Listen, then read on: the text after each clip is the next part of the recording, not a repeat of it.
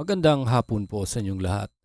Narito na po ang resulta ng Lotto ngayong 2 p.m. draw, May 21, 2026 para sa mga games na 2D Lotto at 3D Lotto. Kung bago ka pa lang sa aking channel, pwede kang mag-like, share, at subscribe para updated kayo sa mga PCSO lottery results araw-araw. Para sa 2D Lotto, 31 and 31.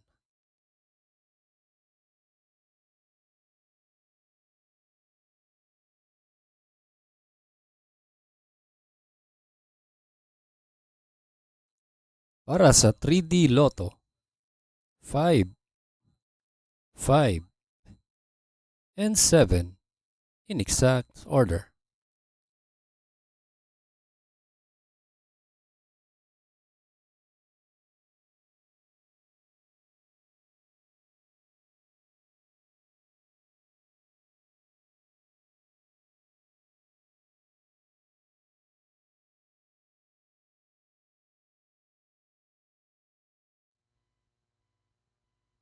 Salamat po sa panonood ng Lotto Results today by Mr. Wi-Fi.